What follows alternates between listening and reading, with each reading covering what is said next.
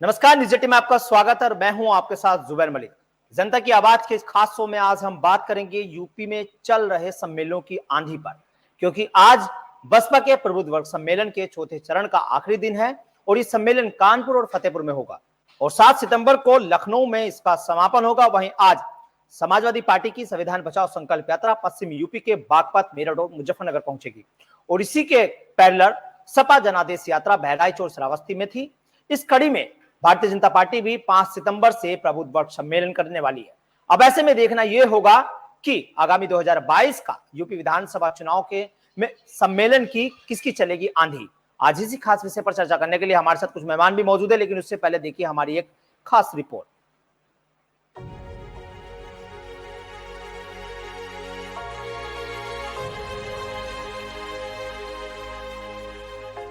UP में सम्मेलनों का दौर जारी है। एक तरफ बसपा और सपा के सम्मेलन और यात्रा चल रही है, तो वहीं अब भाजपा भी 5 सितंबर से प्रबुद्ध सम्मेलन करने वाली है। बता दें कि आज बसपा के प्रबुद्ध वर्ग सम्मेलन के चौथे चरण का आखिरी दिन है और इस सम्मेलन कानपुर और फतेहपुर में होगा। 1 सितंबर को बसपा के प्रबुद्ध वर्ग सम्मेलन की शुरुआत हुई थी और 7 सितंबर को लखनऊ में इसका समापन होगा।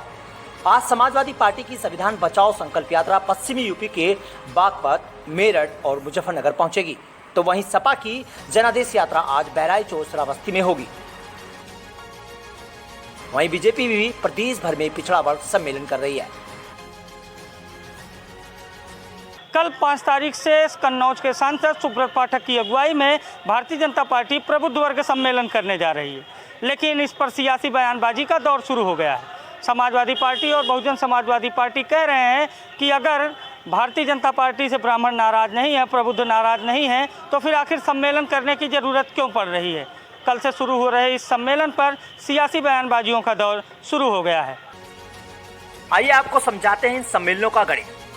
यूपी में ओबीसी और दलितों के बाद सबसे ज्यादा आबादी सवर्णों की है। करीब 23% स्वर्ण यानी ब्राह्मण, राजपूत, कायस्थ, भूमिहार, कुछ बनिया आदि हैं। उनमें भी सबसे ज्यादा ब्राह्मण 9 से 11% है, फिर राजपूत 7 से 8%, कायस्थ करीब 2.25% और अन्य अगली जातियां करीब 2.75% हैं। 2022 विधानसभा चुनाव से पहले एक बार फिर ब्राह्मणों की बात उठी है। ये फिर उभरते हुए चेहरे हैं। हालांकि 1990 के पहले यूपी को 3 राजपूत सीएम मिले थे। आजादी के बाद यूपी की सियासत में 1989 तक ब्राह्मण का वर्चस्व कायम रहा है और 6 ब्राह्मण मुख्यमंत्री बने हैं। गोविंद बल्लभ पंत, सुचेता कृपलानी, कमलापति त्रिपाठी, हेमवती नंदन बहुगुणा, श्रीपति मिश्र और नारायण दत्त तिवारी, जबकि नारायण दत्त तिवारी 3 बार सीएम बने हैं। ये सभी कांग्रेस के थे, लेकिन मंडल और कमंडल की राजनीति ने उन्हें हाशिए पर धकेल दिया है। लेकिन अब उन्हीं को लेकर राजनीति तेज हो गई है। ब्राह्मण वोटों को लेकर सभी पार्टियां आमने सामने हैं। उत्तर प्रदेश में भारतीय जनता पार्टी अब कितना भी जोर लगा ले, कितने भी सम्मेलन कर ले, लेकिन उत्तर प्रदेश की जनता ने, प्रबुद्ध जनता ने यह तय कर लिया है कि भारतीय जनता पार्टी की सरकार में जिस तरह से उत्तर प्रदेश के लोगों को दर्द मिला है, चाहे कोविड काल हो, चाहे यहाँ पे बच्चों की मौतें हो रही है, जिस तरह से चारों तरफ बच्चों की मौतें हो रही है मस्तिष्क ज्वर से और कोविड से, उत्तर प्रदेश की जनता 2022 के चुनाव में भारतीय जनता पार्टी को वोट के माध्यम से ऐसा करारा तमाचा मारेगी कि भारतीय जनता पार्टी को इसकी गूंज वर्षों तक याद रहे। बहुत सुनों की मानसिकता में भर गया है कि ब्राह्मण ही केवल बुद्धिजीवी होता है और नहीं। मुझे लगता है सपा बसपा की ये मानसिकता बहुत दूषित मानसिकता है। प्रबुद्ध, पढ़ा लिखा, समझदार हर जात हर धर्म में पाया जाता है और मुझे नहीं लगता कि केवल इस पर ब्राह्मणों का एकाधिकार है कि वही प्रबुद्ध है। और ये सपा बसपा जो ब्राह्मणों को प्रबुद्ध कहकर कह रही है, मुझे लगता है कि ब्राह्मण जब आदिकाल से बुद्धिमान माना गया, उसने अगुवाई की, वो लोकहित के काम किए उसने और लोकहितकारी रहा, परोपकारी रहा, ये अपनी जगह है। लेकिन प्रबुद्ध वर्ग में आज के समाज में तमाम सभी जातियों, सभी धर्मों के लोग आते हैं। बता दें कि कानपुर, चंदौली, देवरिया, बलरामपुर, बस्ती, संत कबीरनगर, गोरखपुर, जौनपुर, वाराणसी, अमेठी, महाराजगंज, प्रयागराज ये ऐसी सीटें हैं जिन पर ब्राह्मणों का वर्चस्व है। साल 1984 में लोकसभा के करीब 20% सांसद ब्राह्मण थे। वहीं 20 साल के अंदर साल 2014 में घटकर 8.27% रह गए। लखनऊ यूनिवर्सिटी में पत्रकारिता विभाग के प्रमुख डॉक्टर मुकुल श्रीवास्तव की माने तो राजनीति में विचारवान नेतृत्व का बड़ा रोल होता है, लेकिन अब ये तो 2022 का विधानसभा चुनाव ही तय करेगा कि आखिर यूपी में किसके सम्मेलन का होगा असर और किसका होगा Raj Tilak. Bureau desk, news 18 Shamli.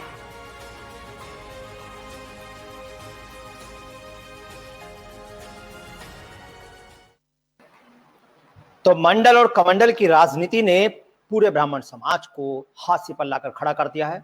आज इसी खास विषय पर चर्चा के लिए हमारे साथ एक पैनल भी मौजूद है। आइए आपको उनसे भी तारुफ करा देते हैं। हमारे साथ मौजूद है विनय शुक्ला कांग्रेस से, हमारे साथ मौजूद है प्रदीप भटनागर जी जो कि भारतीय जनता पार्टी के प्रवक्ता है, हमारे साथ मौजूद है नीला भार्गव जी जो कि एक समाजवादी पार्टी के प्रवक्ता है। तीनों का बहुत बहुत स्वागत है सर। तो सबसे पहले यहाँ पर हमारा सवाल रहेगा प्रदीप भटनागर जी से, क्योंकि इस समय 5 सितंबर से एक इन्हीं की तरफ से भी प्रबुद्ध सम्मेलन होने वाला है। इनसे ही सवाल कर लेते हैं। प्रदीप जी, अब तो आपने भी प्रबुद्ध वर्ग सम्मेलन शुरू कर दिया है 5 तारीख से, जिसके बाद से लगातार विपक्ष सवाल कर रहा है कि क्या सत्तारूढ़ सरकार पर ब्राह्मणों का भरोसा नहीं था, जो कि प्रबुद्ध सम्मेलन की जरूरत पड़ गई आपको भी। प्रदीप जी। जी जी जी देखिए, मैं थोड़ा विवेक जी बता दूं आपको। आपने जो ये प्रबुद्ध विषय जो रखा है बहुत अहम रखा। देखिए, प्रबुद्ध किसे समझते हैं ये लोग मुझे नहीं पता। प्रबुद्ध हमारे जो बुद्धिजीवी वर्ग है प्रदेश के अंदर, जो बुद्धिजीवी पढ़ा लिखा वर्ग है, चाहे वो किसी जात से आता हो, चाहे वो किसी धर्म से आता हो, इस सम्मेलन में उसका होता है भारतीय जनता पार्टी के अंदर। हमारे यहाँ से बुद्धिजीवी प्रकोष्ठ आते हुए बहुत लंबे टाइम से है, और इसमें जो हमारे यहाँ गस्टेड अफसर हैं, IAS हैं, IPS हैं, ICS हैं, और जो BA है, ग्रेजुएट है, डॉक्टर है, ये सब इंजीनियरिंग वर्ग में आते हैं। मगर इन्होंने बुद्धिजीवी वर्ग को इन्होंने ब्राह्मण रूप दे दिया है। ठीक है, अधिकाल से ब्राह्मण शिक्षित रहे और शिक्षा का देने का काम था उनका, समाज को अच्छी राह दिखाने का। प्रबुद्ध वर्ग ये उनके नजरिए में ये सोच है इनकी। मगर प्रबुद्ध वर्ग जो है पढ़ा लिखा वर्ग जो होता है उसे समझा जाता है कि ये है क्या। देखिए, मैं बताऊं, ब्राह्मण की राजनीति भारतीय जनता पार्टी। प्रदीप जी, साल 1984 की अगर मैं आपको थोड़ी सी एक बात बताऊं, साल 1984 की अगर मैं बात करूं तो उस समय लोकसभा में 20% ब्राह्मणों का वर्चस्व था, और साल 2014 आते आते 20-23 साल के आसपास, इतने दरमियान, इन सालों के दरमियान ये हुआ कि वो 8.5% के आसपास रह गए। यानी कि कहीं ना कहीं ये बात आपको माननी पड़ेगी सर, मंडल और कमंडल की राजनीति ने उन्हें हाशिए पर लाकर खड़ा कर दिया है। प्रदीप जी। विवेक जी, ऐसा है, आप करते हो ब्राह्मण की बात, हम करते हैं सबकी बात। हमारी आपकी सोच। ये ब्राह्मण की बात मैं नहीं कर रहा हूं सर, ये विपक्ष के आरोप है। अभी मैंने आपको बाइट सुनवाई, इसीलिए पूरा फाइल आपको दिखाया है। देखो, जो आप 8% और 20% की बात कर रहे हैं, तो 20% वो थे जो पढ़ा लिखा वर्ग 1984 में सरकार के नेतृत्व थे, और आज 2021 और 22 आने वाला है। आज आप यहाँ से लगा लीजिए प्रबुद्ध वर्ग और बच्चा हमारा पढ़ा लिखा युवा वर्ग कहाँ आ गया है कि आज समन्वय ये सब राजनीति का पढ़े लिखे इतना ऊपर आ गया कि आज सबकी हिस्सेदारी। सवाल तो यही है सर, सवाल तो यही है कि आज 21वीं सदी में हम जी रहे हैं, फिर भी हम मंडल और कमंडल की राजनीति करते हैं। फिर भी हम आजकल फिर भी जाति को लेकर के, वोटर्स को लेकर के उसे जातिवाद पे बांट देते हैं। फिर आज भी वही सवाल बने हुए हैं। आप एलिगेशन आज भारतीय जनता पार्टी पर नहीं लगा सकते। आप प्रबुद्ध वर्ग की बात करें तो मैं बता रहा हूँ, अगर प्रबुद्ध वर्ग को अगर समाजवादी पार्टी, बहुजन समाजवादी पार्टी अगर शुरू से लेके चलता, जैसे समाजवादियों ने यादव एक समाज की राजनीति करी, बहुजन समाज पार्टी ने एक दलित वर्ग की राजनीति करी, आज इन्हें प्रबुद्ध वर्ग याद आ रहा। प्रबुद्ध वर्ग में भी एक इन्होंने चिन्ह लगा दिया है ब्राह्मण। ये सोच का फर्क है। आप एक बता रहे थे कि जो कास्ट है वो 2% डालता था, उत्तर प्रदेश की राजनीति में कास्ट का 10% का अपना महत्व है, जिसको साधने की कुछ टाइम पहले आदरणीय अखिलेश जी ने भी कुछ कोशिश करी। उसको हमारे जो मंत्री हैं सिद्धार्थ जी, उन्होंने हाथों जवाब भी दिया इस चीज के बारे में। देखिए, आप अगर वर्ग पे जाएंगे तो वर्ग की राजनीति ना करके अगर प्रदेश के विकास की राजनीति करें तो ज्यादा अच्छा लगता है। अगर आपने प्रबोध वर्ग, तो आप प्रबोध कर रहे हैं। आप पहले कहाँ चले गए थे? आज आप संविधान काला दिवस और दिन दिवस और व्हाइट दिवस बना रहे हैं। 4.5 वर्ष हो गए, आपने कितने आंदोलन कर लिए, आपने कितने रैली और कितनी सभाएं कर ली, समाज के लिए क्या लड़ाई लड़ ली, थोड़ा सा मुझे एकदम बता दीजिए। क्या चुनाव के टाइम पे याद आया आप लोगों को कि समाज के बीच में जाना है? ठीक है प्रदीप जी, अभी आपके पास फिर आएंगे। अब नीलम जी के पास चल लेते हैं, क्योंकि इस समय जो विपक्ष की पार्टी है वो इन्हीं की है, पास है सपा समाजवादी पार्टी, क्योंकि और जोर शोर पर समाजवादी पार्टी भी इस समय यात्राएं कर रही हैं, कहीं ना कहीं अलग अलग तरह की यात्राएं निकाल रही है। है ना। तो उनसे भी एक सवाल ले लेते हैं। नीलम जी, साल 1984 में अगर मैं बात करूं, लोकसभा में करीब 20% सांसद ब्राह्मण थे और साल 2014 आते आते घटकर ये संख्या 8.27% रह गई और अब सारी पार्टियां उन्हीं के नाम पर मंडल और कमंडल की राजनीति कर रही है। आप भी सर उसमें पीछे नहीं है।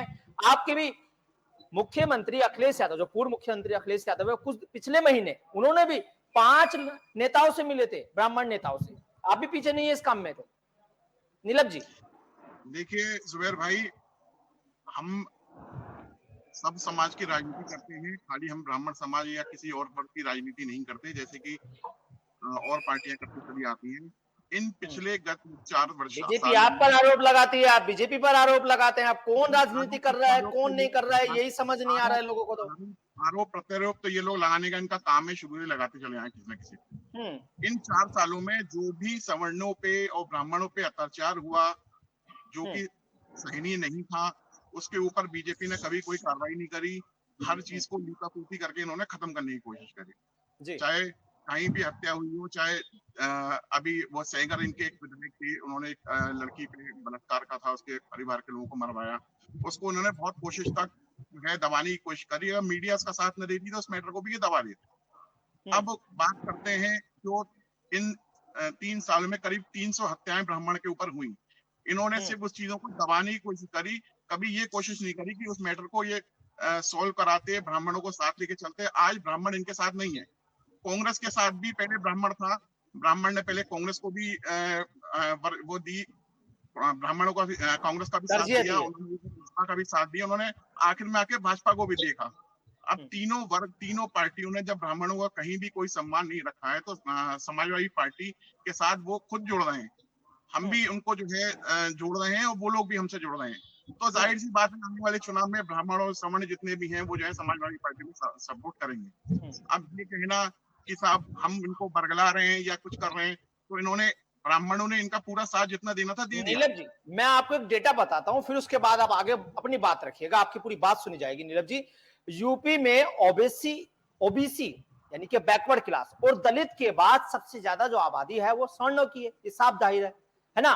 करीब 23% स्वर्ण है, जिसमें ब्राह्मण आते हैं, राजपूत आते हैं, कायस्थ आते हैं, भूमिहार आते हैं और बनिया बिरादरी आती है। ठीक है ना। इनमें भी सबसे ज्यादा जो है वो ब्राह्मण है सर, 9 से 11% अकेला ब्राह्मण है, फिर राजपूत है 7 से 8%, फिर कायस्थ है करीब 2.25% और उसके बाद अन्य जो अगली जातियां हैं, जिसमें कई तरह की जातियां आती है, वो है 2.75%। ठीक है ना सर। तो सर यहाँ पर सवाल यही है, क्यों राजनीति हो रही है? क्योंकि सबसे ज्यादा ब्राह्मण है। मैं आपको बता चुका हूं 7 से 9%। शायद क्या यही वजह है कि जिस वजह से उनके वोट को लेकर के अब अलग अलग तरह से लोग अलग अलग लुभावने मतलब पार्टियां वादे कर रही है, या अलग अलग तरह से अपने चीजों को लेकर के जनता के बीच जा रही है? क्या यही वजह है क्या? साहब ऐसा कुछ नहीं है। आने वाली जो पिछली पार्टियां थी, सेंट्रल के से लेके जब बीजेपी थी या कांग्रेस थी, इन्होंने हमेशा जो है ब्राह्मणों को पीछे रखा है, ब्राह्मणों का कभी सम्मान नहीं किया, ब्राह्मणों में हमेशा अत्याचार होते चले आए हैं। तो इन्होंने कांग्रेस को सपोर्ट किया, कांग्रेस ने जब इनका सपोर्ट नहीं करा तो उन्होंने बीजेपी को भी हाथ थामा, बसपा का भी हाथ थामा, कांग्रेस समाजवादी पार्टी छोड़ के इन्होंने सारी पार्टी को आजमा के देख लिया। अब ब्राह्मण चाहता है एक बार जो है समाजवादी पार्टी को भी आजमा के देखा जाए।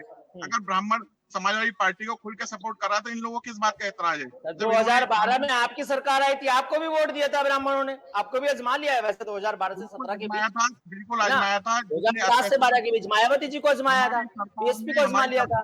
अब उन्होंने 17 में क्या नाम सीधा बीजेपी को वोट कर दिया, तो बीजेपी की सरकार बन गई थी। हमारी सरकार में कभी भी ब्राह्मणों का अत्याचार अनदेखी नहीं हुई, जितनी अनदेखी भाजपा और कांग्रेस के राज में हुई है। समाजवादी पार्टी के राज में कभी भी जो है ब्राह्मणों के जो है अनदेखी नहीं हुई। जितना भी अत्याचार बसपा बीजेपी के गवर्नमेंट में हुआ है, इतना अत्याचार कभी भी ब्राह्मण के ऊपर नहीं हुआ है, ना ही किसी सवर्णों पे हुआ है। चलिए विनय जी के पास चलना चाहेंगे, क्योंकि काफी समय से विनय जी भी यहाँ पर बैठे हैं। विनय जी से भी एक सवाल ले लेते हैं।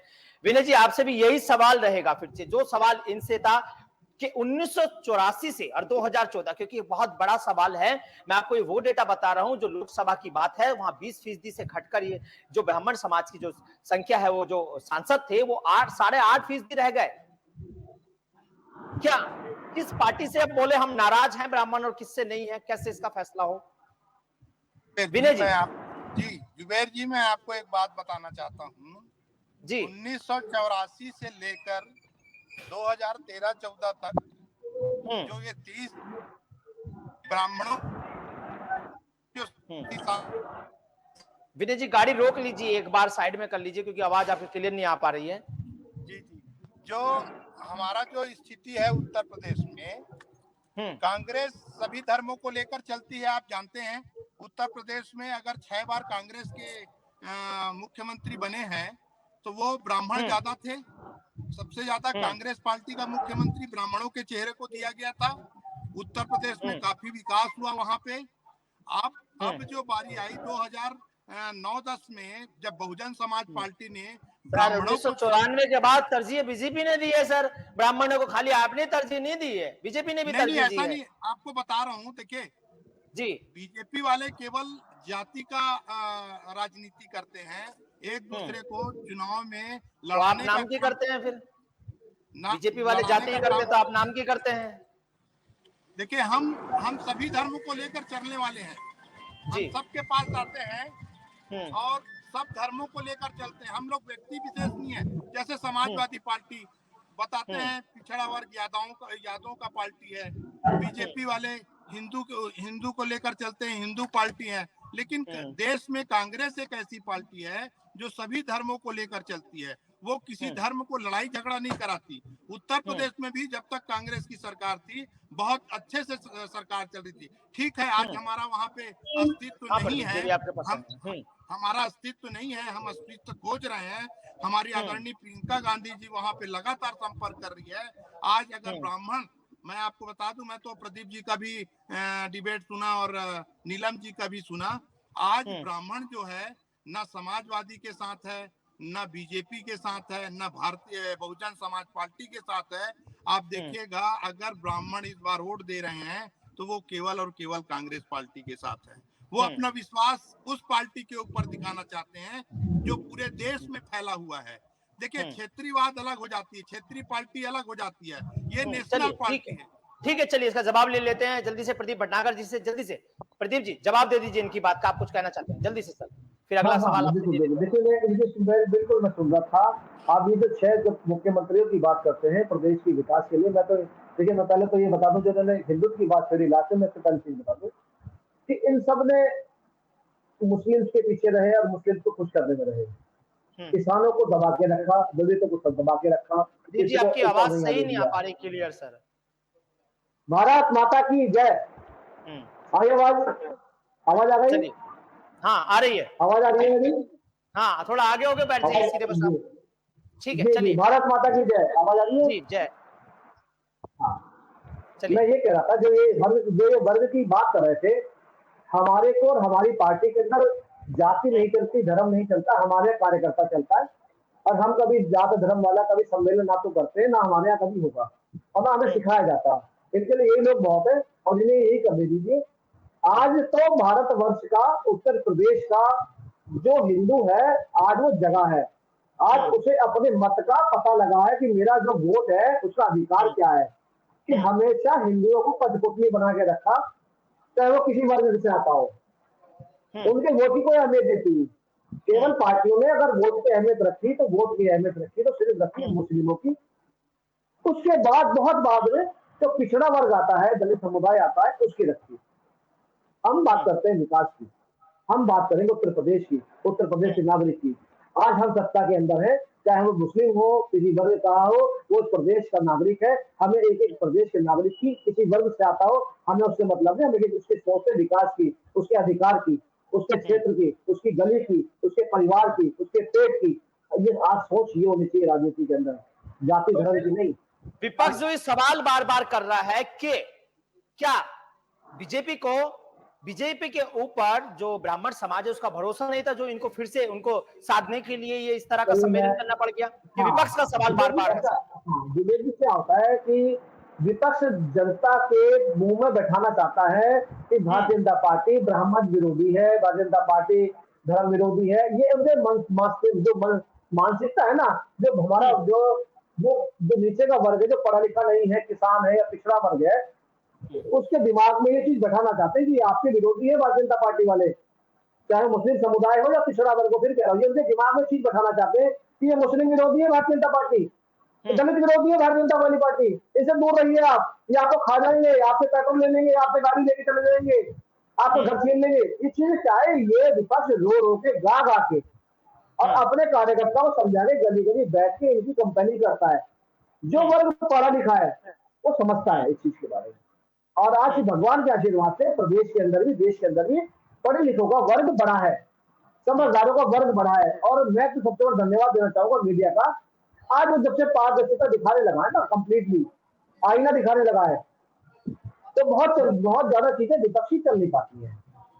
तो फिर कहते ना आईना सच बोलता है, तो टीवी भी कहीं कितने कुछ % सच बोलता है। ठीक है, नीलम जी के पास चलते हैं। नीलम जी, ये तो कह रहे हैं कि अन्य पार्टियां जो आरोप लगा रही है उनको बिल्कुल सीधे से खारिज कर रहे हैं। ऐसा नहीं है, क्योंकि आप जनता का बौखलाना चाहते हैं, आप जनता को बरगलाना चाहते हैं, आप जनता का ध्यान भटकाना चाहते हैं, क्योंकि 2022 में विधानसभा चुनाव है।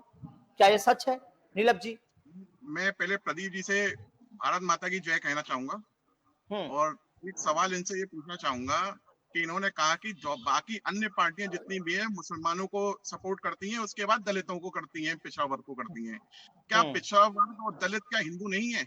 आप उनको जो है हिंदू की कैटेगरी से अलग मानते हैं? भार्गव जी, आपने कभी इंसान समझा ही नहीं, केवल वोटर समझा आपने उनको। आप नहीं समझा। हमारी पार्टी में तो आप ही ने अभी स्टेटमेंट में कहा पिछड़ा वर्ग की राजनीति करी है। अभी आपने 5 मिनट पहले अपनी डिबेट में कहा कि हमने पिछड़ा वर्ग की राजनीति करी है। हम कब मना करते हैं? हम तो मुसलमानों की भी राजनीति करते हैं, हम तो पिछड़ा वर्ग की भी करते हैं, हम तो दलितों की भी करते हैं, और हम तो जो है ब्राह्मणों की भी करेंगे। पिछड़ा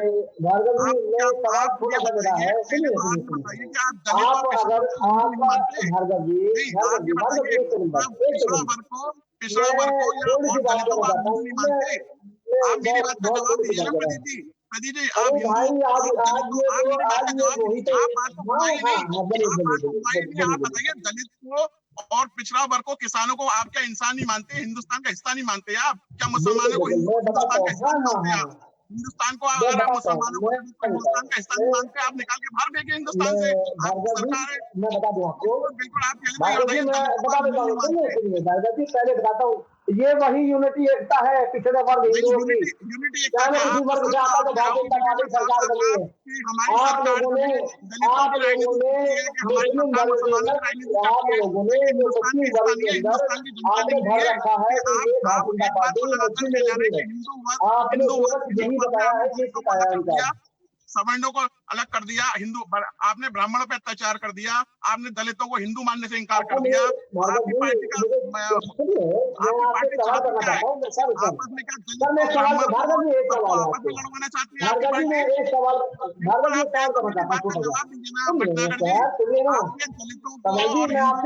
कैसे कर दिया? आप कैसे? मैं बिल्कुल अलग नहीं, मैं दे रहा हूँ, आप सुन तो लीजिए। मुझे तो ये बता दीजिए कि आपने पिछड़े वर्ग की बात करी, जब माननीय प्रधानमंत्री जी ने गरीबों की छत की बात करी, जो पक्के मकान की बात करी, आप उनकी योजना को उत्तर प्रदेश में लागू क्यों नहीं होने दी?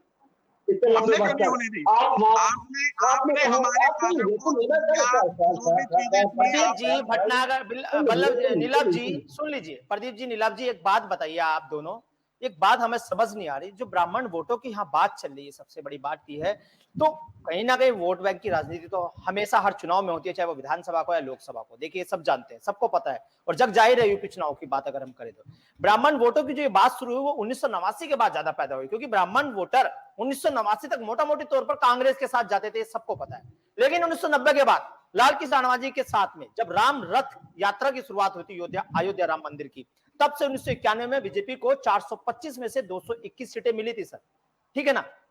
ये बात आपको अच्छे से पता होनी चाहिए, और सिर्फ राम मंदिर के नाम पर। तो लेकिन इस बार तो राम मंदिर भी बन गया, तो विधानसभा चुनाव जब होगा तो इस बार किस मुद्दे पर बीजेपी ब्राह्मणों का vote bank साधेगी sir? Pradeep ji, आपसे जानना चाहेंगे। देखिए, मैं ब्राह्मणों के विषय में नहीं बोलूंगा, मैं तो भारत के प्रबुद्ध लोगों के बारे में बात कर सकता हूँ। हमारे यहाँ ब्राह्मण दलित ये नहीं सिखाया जाता, हमारे यहाँ वर्ग मुद्दा भी खत्म हो गया, जो मंदिर का मुद्दा चला आ रहा था लंबे समय से सर। अच्छे 20 साल 25 साल 30 साल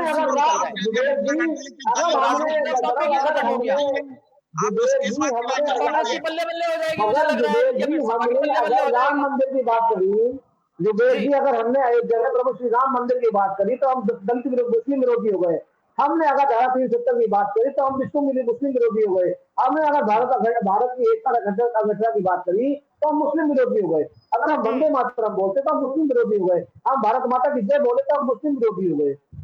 मैं आपको बात बता रहा हूँ सर, जब राम रथ निकला था 1990 में, 1991 में जब चुनाव हुआ था, 425 की सीटें आपकी आई थी।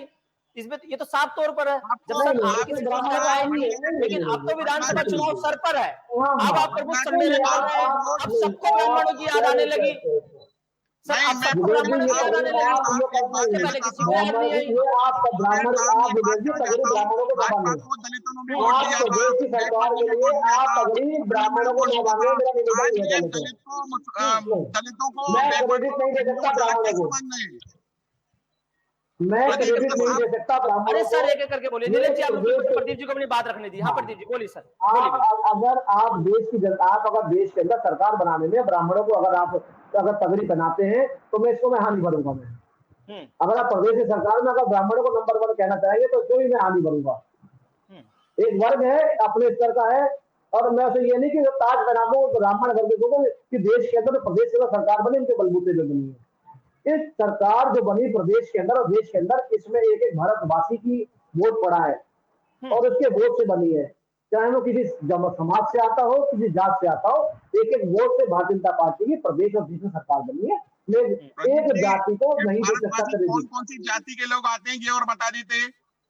प्रदीप जी मैं आपको एक बात बताऊं, जब इलाहाबाद हाईकोर्ट ने ये क्या नाम जाति के नाम पर जो सम्मेलन होते थे उस पर रोक लगाई थी ना, तभी सारी पार्टियों ने काम करना बंद किया है। वरना तो 2007 से पहले की हम बात करें ना, पीछे चले जाए, पूरा पीछे का इतिहास उठा के देखे तो सारी की सारी पार्टियां यही काम करती थी, जातियों के नाम पर सम्मेलन करती थी। कोई किसी नाम पर सम्मेलन करता है, कोई किसी नाम पर, ये सच है सर। लेकिन इलाहाबाद हाईकोर्ट ने जैसे रोक लगाई उसके बाद माने पार्टियों ने चीजें चेंज की है। आप एक बता दो ना, एक जगह बता दो भारतीय जनता पार्टी ने जाति का कराओगे, एक बता दो आप मुझे, मैं भी हार मान जाऊंगा। एक जगह बता दीजिए भारतवासियों में कौन बीजेपी के हिसाब से जो है भारतीय है। आप मुझे बता दीजिए कि हमने एक जातिगत प्रोग्राम करा हो भारतीय जनता पार्टी ने, मैं अभी सिलेंडर कर दूंगा आपका, अभी हार मान लूंगा मैं। आप बिल्कुल नहीं करते सर कोई भी प्रोग्राम। अब ये प्रबुद्ध सम्मेलन क्यों कर रहे हैं, बार-बार क्यों विपक्ष आप पर आरोप लगा रहा है? विपक्ष कह रहा है आपको तो आपके ऊपर भरोसा नहीं है, इसका मतलब ब्राह्मण समाज का, इसलिए आपने प्रबुद्ध सम्मेलन किया। विपक्ष साफ तौर पर कह रहा है, दीजिए जवाब विपक्ष को। आप कह रहे हैं सर कोई आप वो नहीं करते, फिर क्यों कह रहा है विपक्ष? अब ये तो विपक्ष झूठ बोल रहे हैं, आप लोग झूठ बोल रहे हैं, कौन झूठ बोल रहे हैं? ये इनकी सोच है, इनकी मेंटलिटी प्रबुद्ध वर्ग में, ये केवल ब्राह्मण वर्ग को समझते हैं। ऐसी हो गई। सुन लीजिए ना, पूरा कर रहा हूं मैं। और हमारी सोच में प्रबुद्ध वर्ग पढ़ा लिखा आदमी हम उसे समझते हैं। जो पढ़ा लिखा तबका है देश का, वो प्रबुद्ध वर्ग में आता है। ठीक है चलिए, क्योंकि आगे समय भी इजाजत नहीं दे रहा है, एक सवाल विनय जी से ले लेते हैं जाते जाते, क्योंकि आखिरी इनसे अभी तक कोई बात नहीं हो पाई है, बीच में डिस्कनेक्ट हो गए थे। विनय जी आपसे जानना चाहेंगे कि इस समय सपा ने भी अपनी यात्राएं शुरू कर दी हैं और प्रदीप भटनागर जी जो यहाँ पर बैठे हैं, भारतीय जनता पार्टी के प्रवक्ता बैठे हैं यहाँ पर, और भारतीय जनता पार्टी की तरफ से लगातार यात्राओं का सिलसिला दौर जारी है और अब प्रबुद्ध सम्मेलन कल से शुरू करने वाली है भारतीय जनता पार्टी। इसके अलावा पिछड़ा समाज को साधने के लिए वहां भी सम्मेलन और यात्राएं चल रही है। लेकिन विनय शुक्ला जी, कांग्रेस की तरफ से कुछ हलचल नहीं नजर आ रही है अभी ऐसी खास। क्या कांग्रेस इंतजार कर रही है क्या अभी किसी चीज को, या कोई एकदम से जादुई छड़ी है पुड़िया खोलने वाली है? ये नहीं पता हम क्रिश्चियन है या ब्राह्मण है, सबसे बड़ी तो विडंबना ये है। प्रियंका जी को नहीं पता कि हम मुस्लिम है, ब्राह्मण है या वो क्रिश्चियन है, ये नहीं पता। तो करेंगे तो सब सम्मेलन मिलके अपने बारे में पता हो। चलिए ठीक है सर, सुन लीजिए उनकी भी, अब सुन लीजिए। जुबेर जी, सबसे पहले मैं प्रदीप भैया को ये बोलना चाहता हूँ कि उनको क्या आवश्यकता ऐसी आ गई थी कि वो भारत माता की जय बोले। देखिए, जब आप भारत का एक अंग है, भारत के नागरिक हैं और भारत में रहते हैं, तो ऐसी क्या बात आ गई कि आपको बताने की जरूरत पड़ गई कि भारत माता की जय। आप कांग्रेस वाले को बीजेपी से क्या प्रॉब्लम क्या है? अगर उन्होंने भारत माता की जय बोल दिया अच्छी बात है, आप भी बोल लीजिए। देखिए, ये आप भी बोल लीजिए एक बार भारत माता की जय। नेटवर्क कट रहा था, बोल रहा हूँ। रही बात ब्राह्मणों की, तो उत्तर प्रदेश में गाँव की संख्या बहुत ज्यादा है और जिस गांव में ब्राह्मण बसते हैं उस गांव के पूरे अन्य और जो जात के होते हैं वो उनके ऊपर डिपेंडेंट हो जाते हैं। वो किसान होते हैं, बड़े बड़े किसान हैं ब्राह्मण लोग, तो तो उनके साथ वो उनकी बात सुनते हैं, मानते हैं। देखिए उत्तर प्रदेश में सबसे अच्छी बात यह है कि जिस गांव में वोट लेना हो उस जगह ब्राह्मण को लेके जाओगे तो पूरे वोट आपको वहां पे मिल जाएंगे। ये चलिए, आप लोगों का बहुत बहुत शुक्रिया, सभी का बहुत बहुत धन्यवाद, क्योंकि आगे समय हमें इजाजत नहीं देता है, क्योंकि लगातार अब इससे पहले के बहुजन समाजवादी पार्टी प्रबुद्ध सम्मेलन कर रही थी, लेकिन 5 सितंबर से बीजेपी भी प्रबुद्ध सम्मेलन करने वाली है और लगातार पार्टियों का से कहीं ना कहीं ये सिलसिला दौर जारी है जो कि सम्मेलनों को लेकर है। यूपी में ओबीसी और दलितों के बाद अगर सबसे ज्यादा आबादी है तो वो सवर्णों की है, जिसमें स्वर्ण करीब 23% है यूपी में, और स्वर्ण यानी ब्राह्मण, राजपूत, काश्यप और भूमिहार, कुछ बनिया जाति के लोग भी इसमें आते हैं। इससे सबसे ज्यादा जो ब्राह्मण है वो है 9 से 11%, फिर राजपूत है 7 से 8%, और जो कायस्थ हैं वो करीब 2.25% है, और अन्य अगली जातियां 2.75% आती है। और अगर हम बात करें जो ये क्या नाम ब्राह्मण समाज है, वो किन सीटों पर सबसे ज्यादा असर डालता है यूपी की, वो भी आपको चलते बता देते हैं। तो वो कानपुर, चंदौली, देवरिया, बलरामपुर, बस्ती, संत कबीरनगर, गोरखपुर, जौनपुर, वाराणसी, अमेठी, महाराजगंज, प्रयागराज, ये ऐसी सीटें हैं जिन पर ब्राह्मण अपना वर्चस्व रखते हैं और निर्णायक के रूप में होते हैं और यही फैसला करते हैं कि इन सीटों पर किसकी सरकार बनेगी और किसकी नहीं बनेगी। और इसी के साथ मुझे दीजिए इजाजत, देखते रहिए आप